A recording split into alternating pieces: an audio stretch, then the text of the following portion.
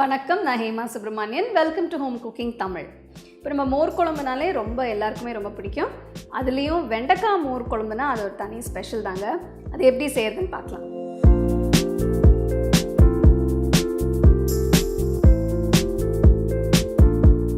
இப்போ ஒரு பேனில் கொஞ்சம் எண்ணெய் விட்டு இந்த வெண்டைக்காயை வறுக்க போகிறேன்.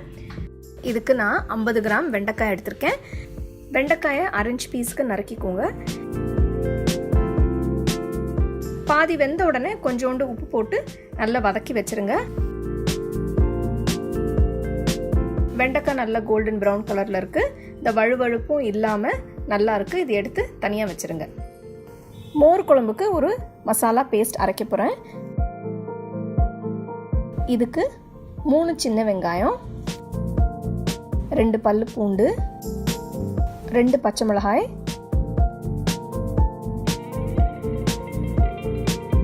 2 டேபிள் ஸ்பூன் திருகின தேங்காய், 1/2 டீஸ்பூன் மஞ்சள், 1 டீஸ்பூன் ஜீரகத்தூள், இதெல்லாம் சேர்த்து கொஞ்சோண்டு தண்ணி ஊற்றி நல்லா மையாக அரைச்சிக்கோங்க. இந்த மசாலா பேஸ்ட் நல்லா அரைச்ச உடனே தனியாக எடுத்து வச்சுருங்க. மோர் குழம்புக்கு புளிச்ச தயிர் ரொம்ப நல்லாயிருக்கும். இப்போ இதுக்கு நான் 2 கப்பு புளிச்ச தயிர் ஒரு பவுலில் எடுத்திருக்கேன். அரைச்சி வச்ச மசாலா பேஸ்ட்டை இந்த தயிரில் போட்டு நல்லா மிக்ஸ் பண்ணி வச்சுருங்க.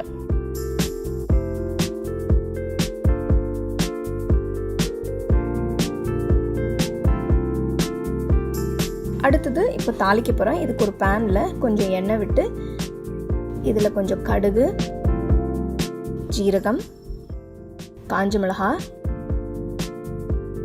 பெருங்காயம், கொஞ்சம் கருவேப்பிலை.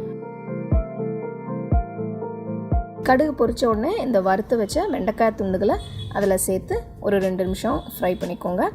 இப்போது ஸ்டவ் ஆஃப் பண்ணிவிட்டு மிக்ஸ் பண்ணி வச்ச தயிரும் மசாலாவும் அதில் ஊற்றின பிறகு திருப்பி ஸ்டவ் ஆன் பண்ணிவிட்டு லோ ஃப்ளேமில் வச்சு இந்த மோர் குழம்பை வேக வைக்கணும். உங்களுக்கு தேவையான அளவு உப்பு சேர்த்துக்கலாம். இப்போது மோர் குழம்பு ஒரு கொதி வந்த உடனே ஸ்டவ் ஆஃப் பண்ணிவிட்டு இறக்கி வச்சுருங்க.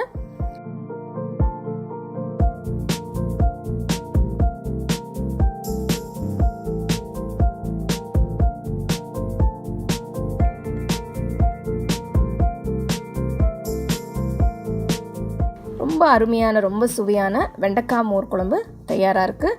நல்ல சூடான சாதத்தில் கொஞ்சம் அப்பளம் வச்சு சாப்பிட்டிங்கன்னா ரொம்பவே பிரமாதமாக இருக்கும். ட்ரை பண்ணி பாருங்கள்.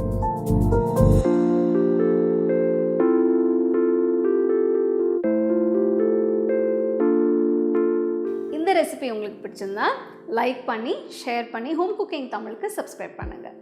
You can get a copy of our first edition of the home cooking book on 21 frames.